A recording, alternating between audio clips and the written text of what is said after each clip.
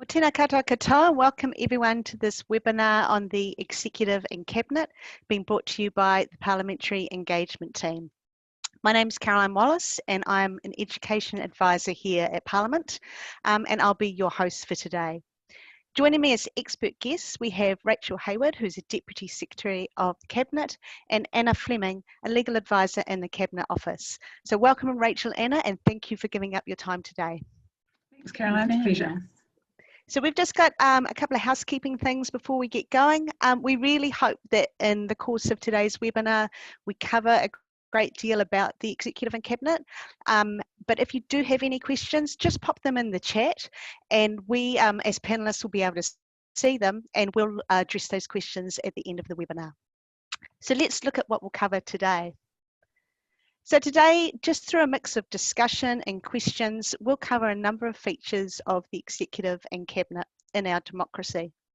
This topic has come from results from surveys at the end of previous webinars, and we believe it's an important, but perhaps less understood, branch of our government. We'll start by looking at the difference between Parliament and government. They are often confused terms. And then we'll move on to digging deep into the detail of what our Executive and our Cabinet will do. Rachel and Anna will then help us guide us through the important features of our Executive and Executive Council. And then we'll look at the responsibilities in the Executive as they relate to the Prime Minister, the Ministers and Cabinet committees. And we'll also look at how Cabinet makes decisions and key features of the Cabinet Manual. So without further ado, let's get started. So, Parliament and government. Now, I don't have a poll, but in the comfort of your own home or perhaps in the freedom of an open plan office, raise your hand if you actually thought that those things were the same. Quite often they are seen as being the same or talked about as being the same, but they are actually quite different. So we can see on this diagram that they are two distinct branches in our own system of government. Here we can see we have the legislature, which is Parliament, sitting separate to the executive or government. The judiciary is our third branch of government. In very general terms, to maintain our democracy, neither Parliament or the government holds all the power. So no one can abuse its power. The functions in relation to the law are shared. So Parliament makes the law. The government decides policies, proposes legislation, and administers the law, and the judiciary, or the justice system through the courts, interprets the law. So, Anna, that was a very brief summary of what is actually our system of government, of the key differences. Is there anything you'd like to add to that? Yeah, Caroline, we thought it might be interesting just to talk a little bit about how the branches of government actually the branches actually overlap, and in particular how we get the executive branch from the legislative branch. One other area that these branches overlap is in relation to the sovereign in the House of Representatives. So you might not know that Parliament actually consists of the sovereign and the House of Representatives together. In order for a bill to become a law, the sovereign or her representative in New Zealand, the Governor-General, must assent to the law. And the other important crossover, which we're going to talk about a little bit today, is that only members of Parliament are able to become ministers of the Crown and therefore a part of the government. This is a crucial aspect of the relationship between the legislative branch and the executive branch, because it ensures that the government, in making decisions day to day that affect the lives of all New Zealanders, is democratically accountable to voters. Ministers are drawn from Parliament and remain in Parliament while they are ministers. So that's a little bit about how we get our executive branch. You might recall following the last election that parties, after the negotiations concluded, they signed agreements that indicated that they would form a government together. And that was an important step from our point of view, because it demonstrated that those parties had the support of the majority of the House. It's important for the government to have a majority, of course, so that they're able to pass laws and continue the business of government, including passing a budget and continuing those public services that need to get done. Right. After, I just wanted to quickly kind of lead into the next topic of discussion. After we have the government formed, we have a group of parties who have identified themselves as having the confidence of the House. The Governor-General is then able to appoint MPs as ministers. Right, and so that leads us in then to the Executive and the Executive Council. So we have there some information about the Executive Council, and I'm just wondering whether you could just run us through just those important aspects of like what, I guess, the role of the Governor-General is, just anything that in terms of like what powers they have, I guess. Yeah, sure. The Executive Council is not a body that's very well known about, certainly not one that I had really heard much about before starting my role in the Cabinet Office. But we wanted to talk about it a little bit before getting into Cabinet, because it is actually the highest formal instrument of government that we have in New Zealand. And that is because it's the institution through which the government collectively and formally advises the Governor-General. You might have noticed, if you're somebody who looks at legislation a lot, that the Governor-General and Council has a lot of very important powers. The Governor-General and Council makes senior appointments, issues very important documents, and does a range of things like issuing proclamations and various other important things. Orders in Council, which are some of the instruments that the Executive Council issues, are the main method, apart from Acts of Parliament, by which the government implements decisions that require the force of law. So they're incredibly important in terms of how they affect New Zealanders and what New Zealanders are required to do under the law. The Executive Council is really important because even though it might appear on the face of the legislation that the Governor-General has these powers by law, in reality she only ever acts on the advice of ministers of the Crown who are drawn from Parliament, like I was talking about. Executive Council is the vehicle, or one of the vehicles, by which ministers can advise the Governor-General on taking action. So all ministers, the first thing that happens when a government is formed is that ministers are appointed as members of the Executive Council, and that's the first thing that happens in the swearing-in appointment. Okay, right. So let's have a look at then just the idea of the executive, because you've covered the Executive Council there, and the executive is actually made up of members, like you've said, associated with different ministerial portfolios. So ministers are members of Parliament who are now part of the government. So Rachel, what's the, I guess, the difference here? Because we're looking at the numbers for what's in Cabinet and what's outside Cabinet. What are the differences and similarities for ministers inside and outside the Cabinet? Thanks, Caroline. I'll just, Anna and I are sharing the screen, which means we're sitting abnormally close to each other. So I'll just swing away from her. So Anna was talking about Executive Council. Yeah. Executive Council comprises all ministers of the Crown, whether they're ministers inside or outside Cabinet. The difference, I guess, is literally ministers outside Cabinet don't attend Cabinet meetings on a regular basis. Ministers inside Cabinet do. So we currently have 90 ministers within Cabinet and 7 ministers outside. And we've also got 2 parliamentary under-secretaries, which we'll talk about a little bit in a minute. They are not Executive Council members, but they do have a role in assisting ministers. Ministers make up the government ministry. So as Anna said, collectively they direct the executive branch of government. And I think when we talk about executive government, it's important to remember that it's both ministers and the departments who support them. So the public service sits in as part of the executive branch of government too.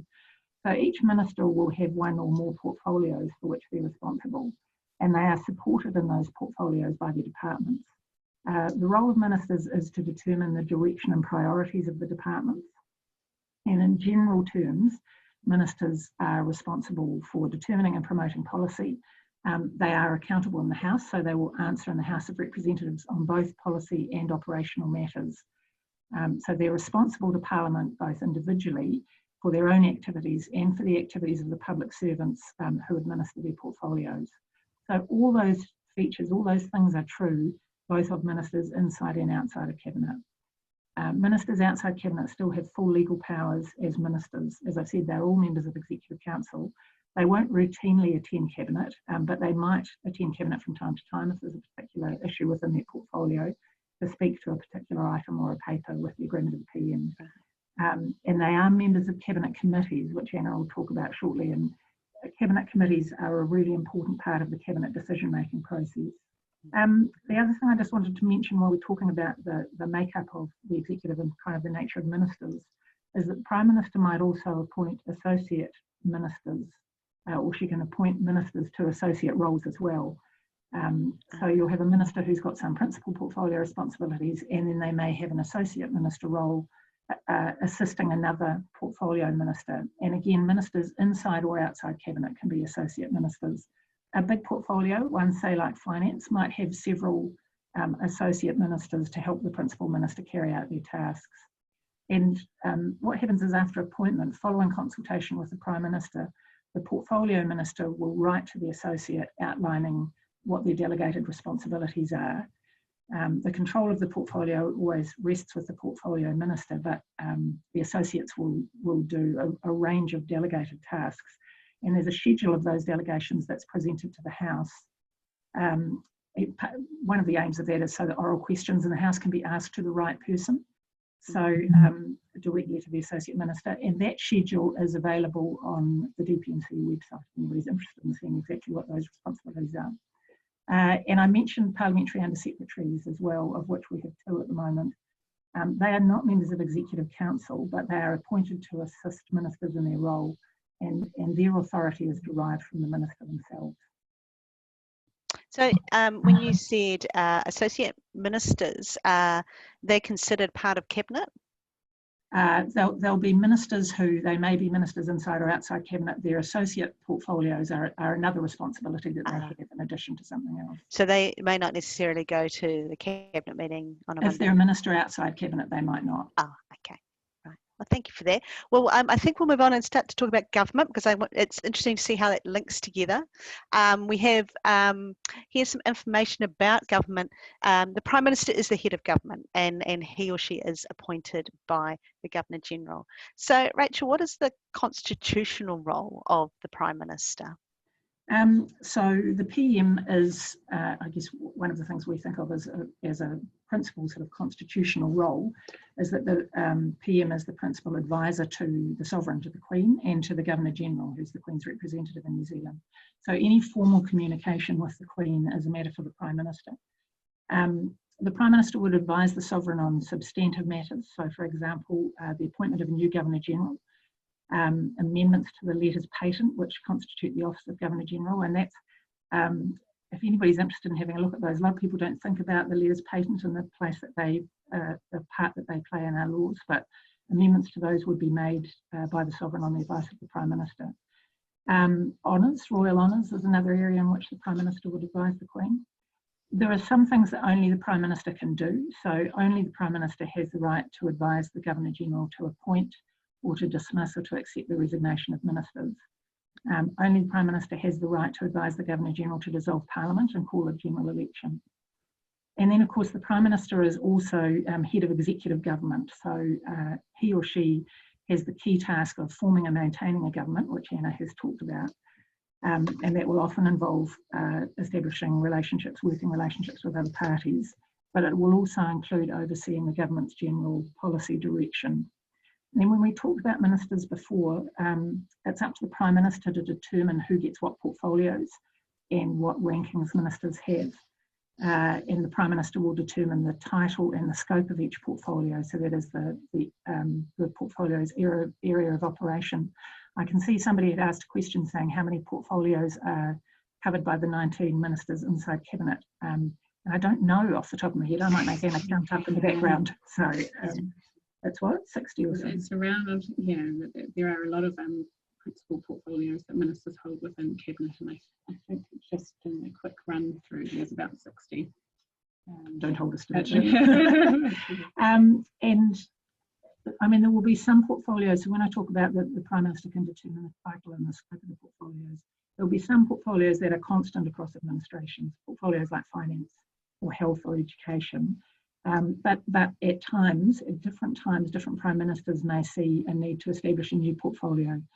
So, for example, in this administration, we've got a Minister for Child Poverty Reduction and a Minister for Māori Crown Relations, Te Arawhiti. So those were new portfolios. And going back to the PM, of course, the Prime Minister is the Chair of Cabinet, and that, in terms of what we're talking about, is a significant role. So she will approve the agenda, she leads the meetings, and she's the final arbiter of Cabinet procedure. Right, great.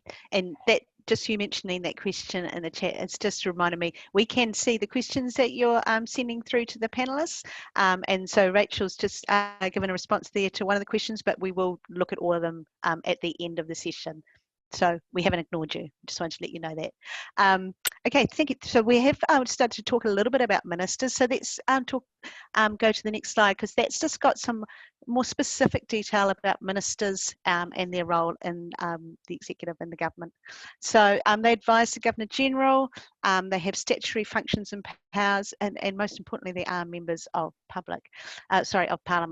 So Anna, on a logistical level, how does a minister, because we have there that they advise the Governor General, but on a logistical level, I guess, how does that actually happen? That's a good question. I've already talked a little bit about Executive Council, which is one mechanism for this. So the Executive Council, which is made up of all ministers and over which the Governor General presides, generally meets once a week. So it meets generally on a Monday following Cabinet, in order for ministers to advise the Governor General on decisions that need to be taken on that day, and for the Executive Council to agree that she act in accordance with those recommendations. Those meetings happen generally on level 10 of the Beehive, and the Governor General is brought up, and ministers attend and speak to her about the items that they have brought for a decision, and tender their formal advice. Apart from the Executive Council, in some cases the Governor General will act on the advice of one minister, and that is typically the Prime Minister, who is the principal advisor to the Sovereign. Some examples of when the Prime Minister might tender advice by herself is in dissolving Parliament, which we have coming up shortly. The Constitution Act does give that power to the Governor General alone, but as we were talking about, the Governor General always acts on the advice of a minister, and in this case, the Prime Minister. And the way that happens practically is that the Prime Minister will sign what we call an advice sheet, which is a formal document that effectively says, Her Excellency, the Governor General is respectfully advised to sign the attached document, whatever it might be, proclamation or order or appointment document. And that document is signed by the Prime Minister or the relevant minister, and the documentation either goes up to Government House from the Beehive, or in some cases where it's a special occasion or a special decision that's being made, then that can all happen in person.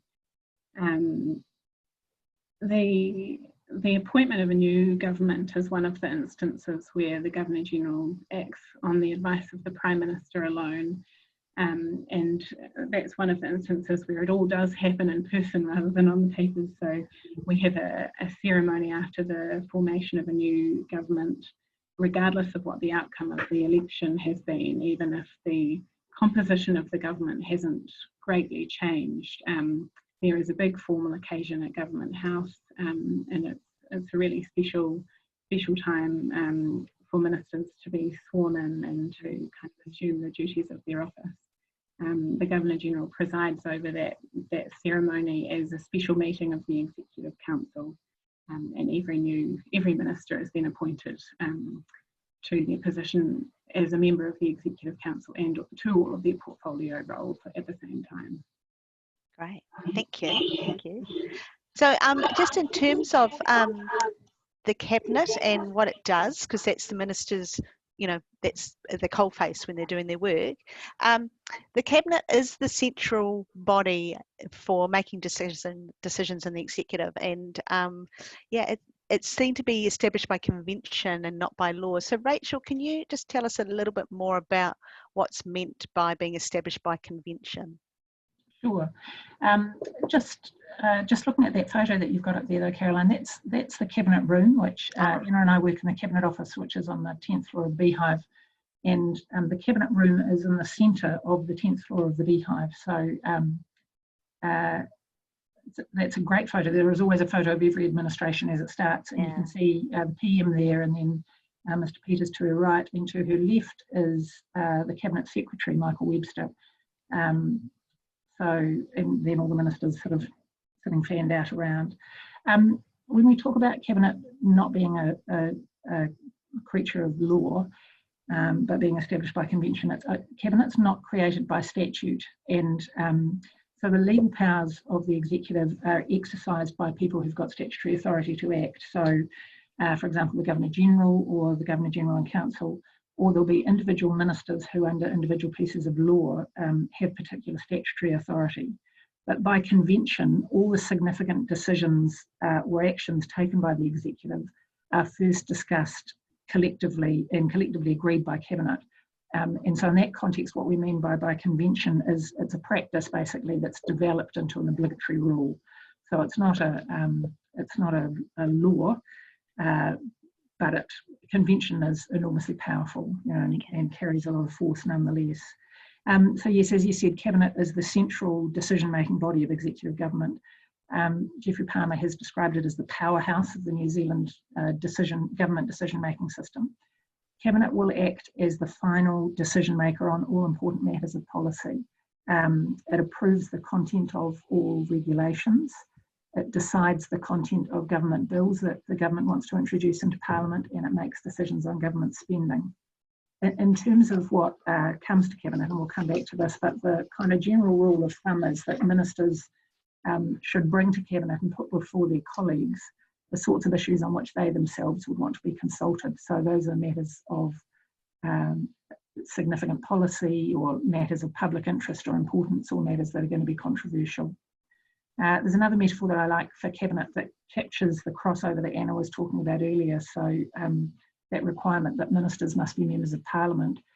Walter Bagehot, who was a 19th century essayist, he wrote about the English Constitution and described Cabinet as a combining committee, a hyphen which joins a buckle which fastens the legislative part of the state to the executive part of the state.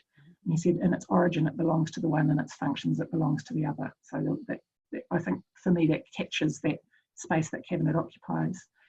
More prosaically, Cabinet meets on a Monday, and it meets in the Cabinet room, which is, as I say, on the 10th floor of the Beehive. So what you see in that photo is what the Cabinet meeting looks like. There are only ministers and just two officials, Michael Webster and the other Deputy Secretary, Martin Bell.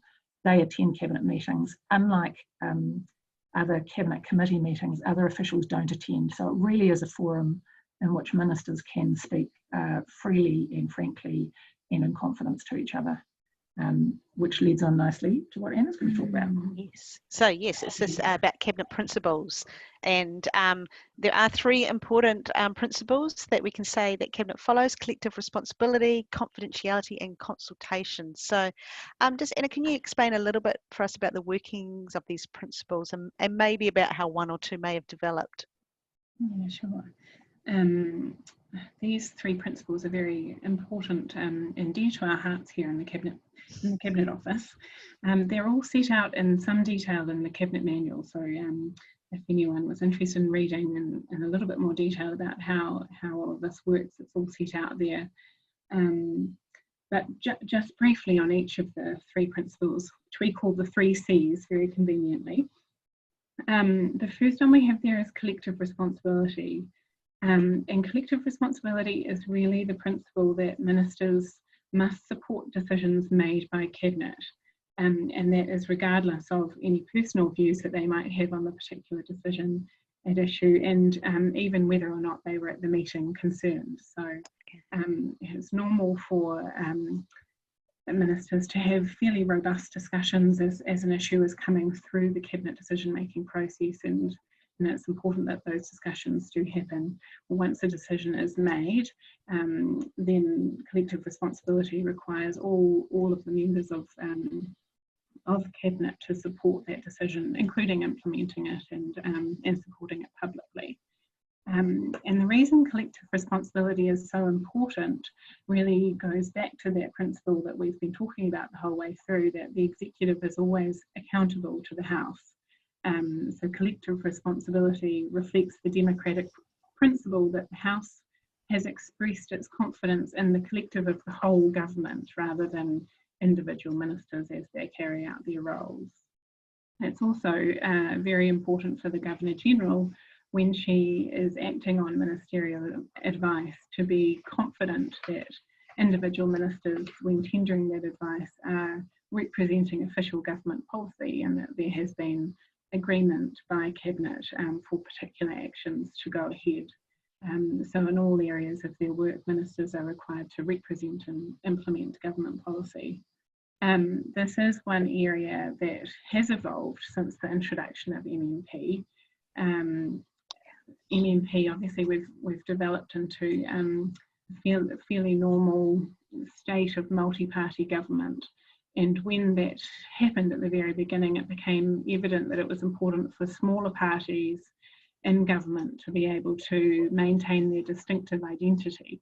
So what has evolved and what is now articulated in the Cabinet Manual is that coalition governments can decide to establish what we call agree to disagree processes, which allows ministers within a coalition to maintain in public different party positions on a particular issue or a particular policy. This was extended further with the advent of support parties, and in those cases, ministers who are part of a party that is supporting the government on confidence and supply but not part of a coalition, that those ministers are bound by collective responsibility only in relation to their portfolio areas. So a minister who's sitting outside Cabinet, part of a support party, when they're speaking in their ministerial portfolios, they're speaking for the government and in accordance with collective responsibility, but they can actually step outside of that ministerial role and articulate particular views as a party politician, as an MP, that differ from decisions that Cabinet has made. I might now go on to confidentiality, which is the next principle that you see up there, and which is closely tied to collective responsibility. Confidentiality, as Rachel was saying, all discussions in Cabinet and Cabinet committee meetings are considered to be confidential, and no detailed notes are really taken of what those discussions contain. And the reason for that is, if it was publicly known that a particular minister had strongly disagreed with a decision made by Cabinet, it would be pretty difficult then for that minister to come out and support the decision as is required by collective responsibility. Yeah. So the fact that discussion at Cabinet is confidential enables the vigorous debate that is required to support the policy making process. And that confidentiality extends to officials who are present at Cabinet and Cabinet committee meetings. And it also extends to discussion about upcoming decisions that Cabinet might make. So ministers and officials shouldn't disclose proposals that are coming to be considered by Cabinet. So, sorry, Anna, you said that collective responsibility had kind of evolved, especially in response to MMP. Have those other ones, such as confidentiality and consultation, evolved at that time as well, or were they established beforehand? They were established beforehand. I think in terms of consultation, which we're about to discuss in the context of the Cabinet decision-making process, there has been every government comes up with its own arrangements in terms of consultation between the parties in government, and certainly I think with the evolution of MMP and multi-party government, that consultation requirement has become a lot more important. So in a sense, yeah, that both other principles have evolved alongside the collective responsibility and to support and reflect the evolution of collective responsibility. Right. Anything you want to add to that? Sorry, I'll just sneak in sideways, Caroline. Just to say too that the operating arrangements and the way in which those arrangements will work, actually if people are interested, they are up on the DPMC website. So there was a Cabinet Office circular that came out in 2017 setting out the consultation and operation arrangements between the parties that shows how they intend to manage those relationships. And it, as Anna says, it covers some of these matters as well, talks about confidentiality and collective responsibility as well. Great, thank you. Sorry, Anna, I didn't cut you off on talking about the principles, did I? Or I just had a couple of little notes on consultation, but we will actually be covering more about consultation when we get to the detail of the decision-making process. It's just really to say that again, it ties back to collective responsibility and the importance for ministers to be able to publicly support decisions. They obviously need to know about decisions and need to have been consulted on those matters first. So the Cabinet decision-making process is really an exercise in good consultation, and there is, before something arrives at Cabinet, there's an extensive process generally that is followed beforehand, where departments will consult departments, ministers will consult ministers, and parties will consult parties before the particular issue and decision arrives at Cabinet for a final decision. great. Well, I don't know, one of these, it leads us to the Cabinet decision making. Nice link, Emma, very good.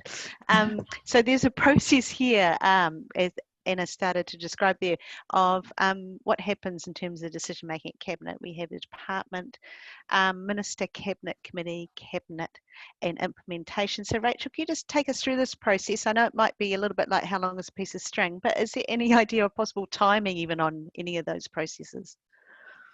I love this diagram because it makes it look like this is exactly what happens, Caroline. Yes. The department comes up with a proposal, minister, that's right, off to Cabinet Committee discusses it, puts it through to Cabinet, out it comes and it's implemented. In fact, it's not really like that, but that's the kind of general shape. Yeah. So Cabinet papers are submitted to Cabinet committees and to Cabinet to enable ministers to make collective decisions, and the idea of the whole process is to ensure that those decisions are made based on sound information and analysis. So there are a whole lot of steps and checks that go on throughout that process to make sure that risks are being properly assessed, that financial implications are taken into account. There are some set requirements of Cabinet papers. You have to think about the effect on human rights, the effect on, there are various categories that you need to think about in terms of consultation. So that's the object of that process.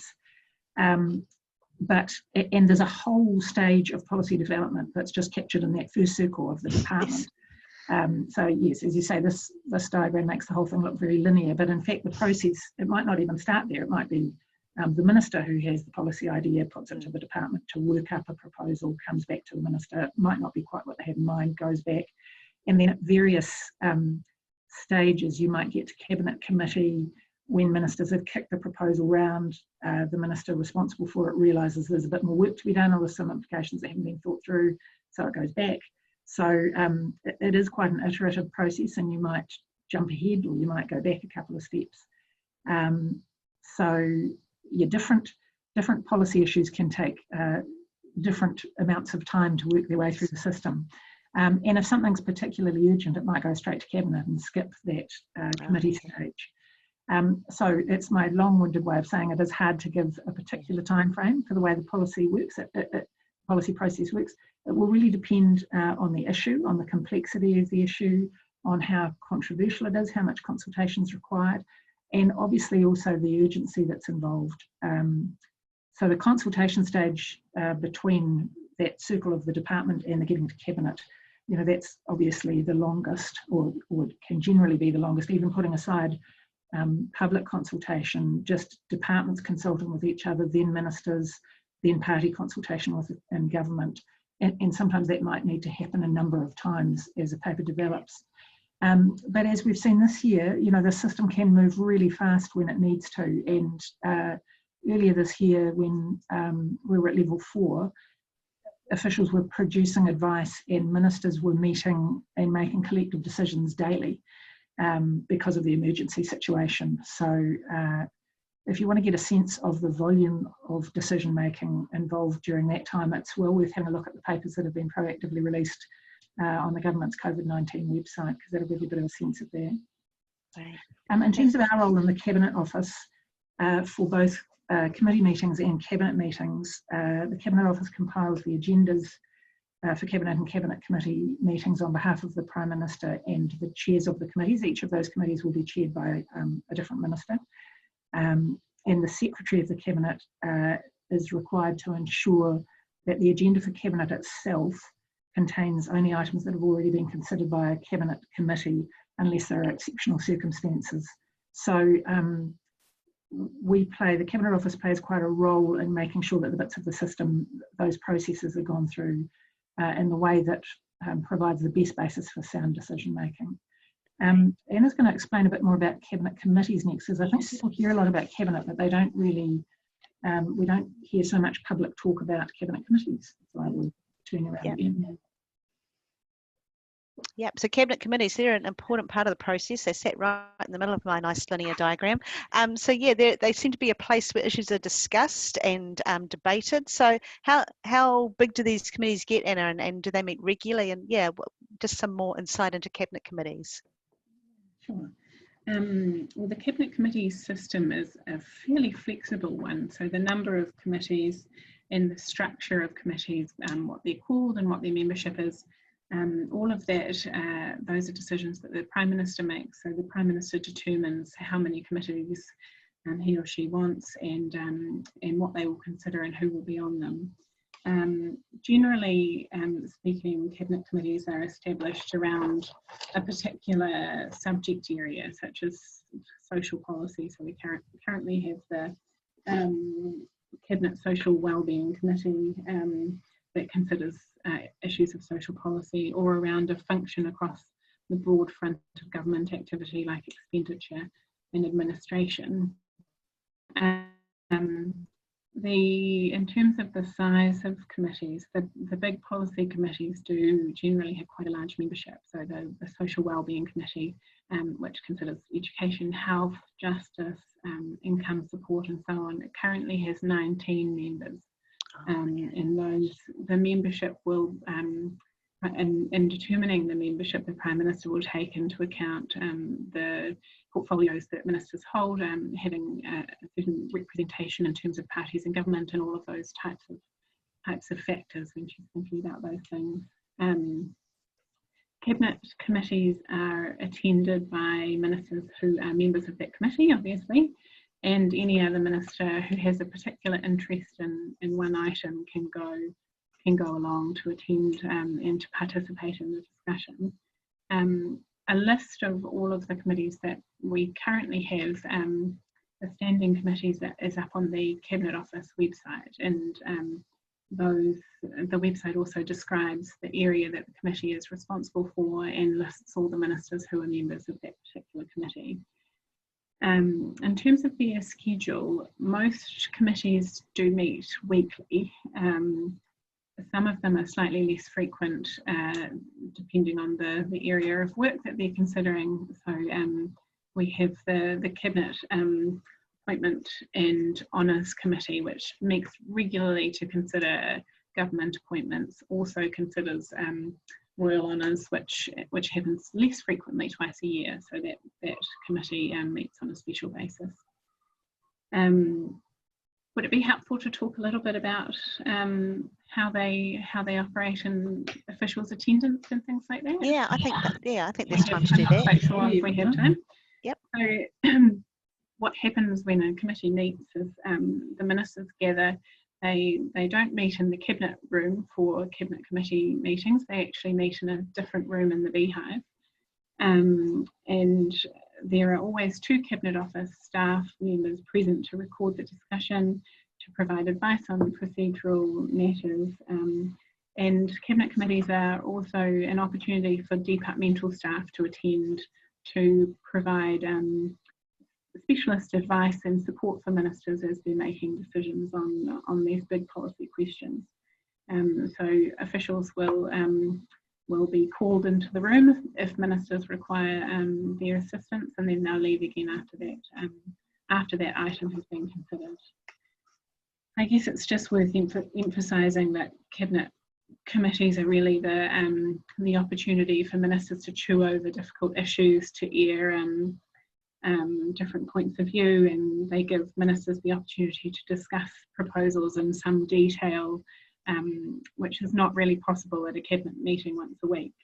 So they allow the opportunity to consider things at greater depth, and particularly because officials are able to attend. Yep. Cool.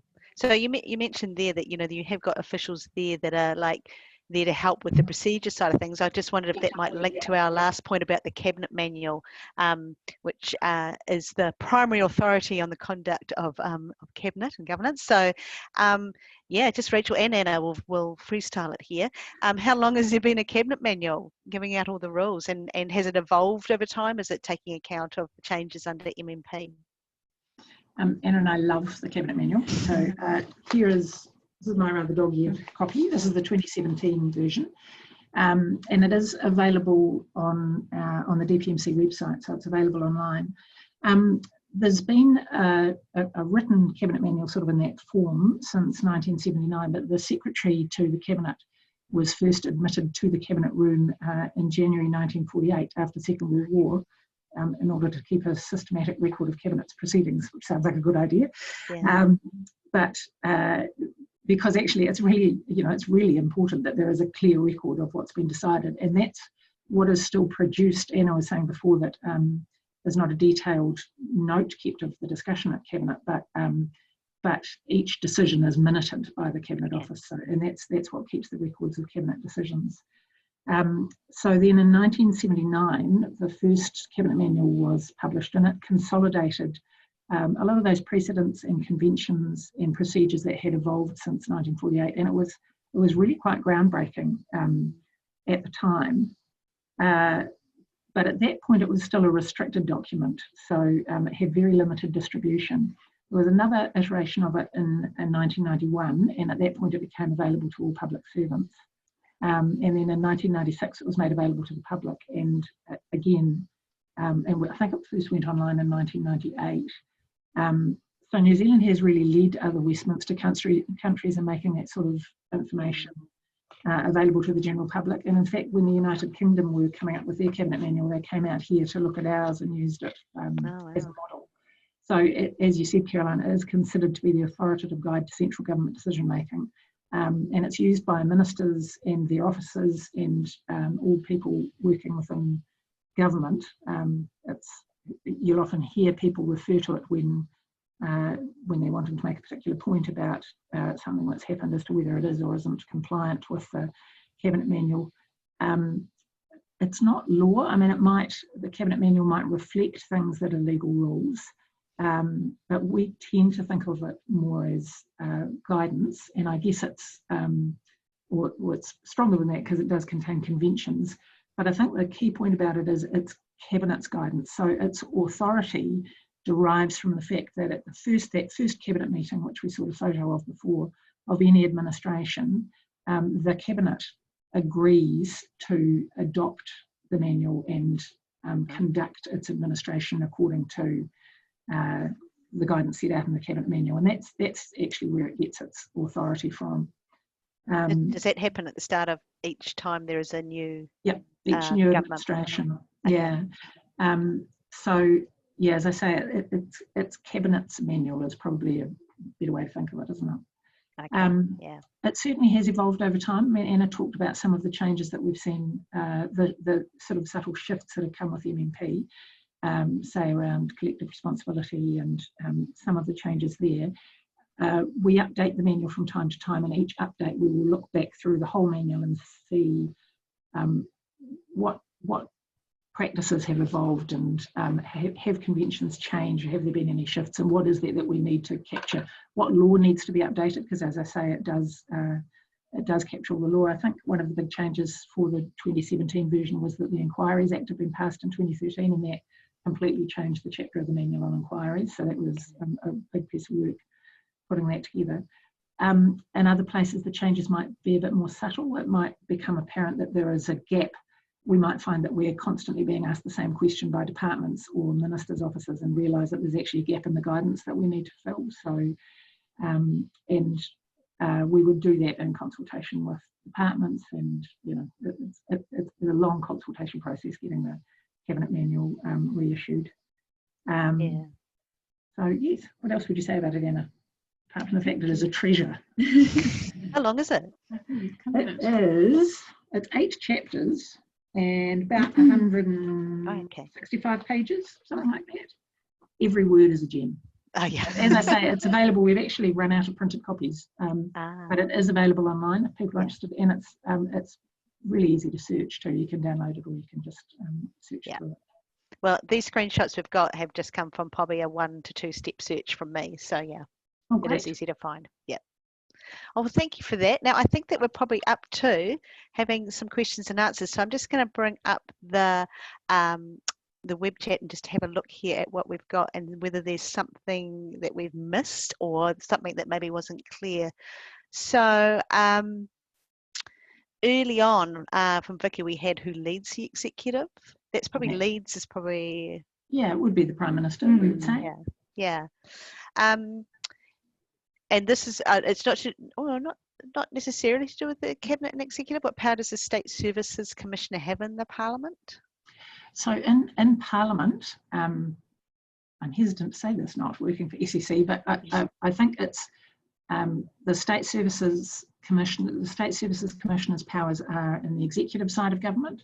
So the State Services Commissioner is like the top public servant. He or she appoints and employs all the public service chief executives. They review the performance of CEs, and they might investigate or report any matters that relate to departmental performance. So those are, when you think about that separation of powers diagram that you had at the beginning, Caroline, the State Services Commissioner's powers are in the executive side. Okay, right. Now, I think we also covered the question from Andre via Facebook, which was how many minister positions are covered by the 19 ministers? You said 50, 60. How many did you say? Anna said 60. And that was on a very, very quick kind of count around that. Around that, okay. We put up some links. They are available on our Facebook page, the links that we've given to some of these websites. We had a question via Facebook from Vicky. This country does not have 2 houses of Parliament. Both are elected. We don't actually have 2 houses. In New Zealand, it appears the executive is unelected, hence nobody knows it's there. The executive is made up of people that are members of Parliament. That's right. That was the point Anna made earlier about the crossover. Ministers have to be MPs, so you can't be a minister unless you are an elected member of Parliament. It's right though that we did used to have an upper house, and in New Zealand it was called the Legislative Council, and that was abolished in 1950. So we've been what's known as a unicameral house Parliament for a long time. Yes. But again, that's the Parliament side. Yeah. Yeah, we've had. Can you please repeat the name of the book? I think that must be referring to the Cabinet Manual. Yes, there it is in all its glory. And we have actually put up some other links, which we are on the. Actually, no, there's some more messages there. I'll just make this bigger. We have a question. What happens to ministers that? Could be an interesting one. What happens to ministers that break the collective responsibility? Well, all ministers are accountable to the Prime Minister generally for their behaviour. So those are all matters of Prime Ministerial responsibility. And Okay. as I think Rachel mentioned, the Prime Minister is the chair of Cabinet, so the Prime Minister is the one who kind of determines and regulates Cabinet procedure and how those principles will apply. Great. Does the Cabinet Office have political staff appointments, and who are they responsible to? No, we're public servants, so in New Zealand the public service is politically neutral, so we remain on even if the Cabinet Office is similar to other parts of the public service in that regard, so that even if the administration changes, sometimes people do get confused as to there is a Prime Minister's office, which is the team that works for each particular Prime Minister. The Cabinet Office is separate from the Prime Minister's office, and we stay on between administrations. Right. And do people often get confused, Rachel? Do you get lots of... Not people who work in the public service, okay. No, but sometimes there is some confusion about that. In the same way as we have a number of people here who, you know, a number of our parents, not mine, I have to say, who will say to us, can you do something about the MPs? I mean, no, that's not our side of the business. So in the same way I imagine you do, Caroline, that people who work on the parliamentary side. Yeah. We do have probably what would be our last question. Is there any other way to find out what's discussed at Cabinet, like other records ever released? So this, during this administration, the government adopted a policy of proactive release of Cabinet papers and documents. So as a rule, I think it's 3 months after final decisions, that the default position is that papers will be released unless there's a reason not to. And they will be on, each minister is responsible for their own papers in that regard. So if you're interested, say, in a health matter, if you look at the Department of Health's website, they will have a section where Cabinet papers and minutes relating to health matters are proactively released. So that's a long way of saying, yes, there is a way of finding out. Great, thank you. Well, look, if there aren't any last questions popped in, like I just really want to thank you, Rachel and Anna, for your time this afternoon to help explain about executive and the Cabinet. Like we said at the beginning, it was something that came up from survey results, which there will be a link for when those people are on the webinar, there will be a survey that comes up. And it seems that people are interested in it. You hear those terms and you kind of wonder how they all fit together and what their roles are and what their responsibilities are. So thank you so much for your time this afternoon. Such a pleasure, Caroline. Thanks for having us on. Thank you.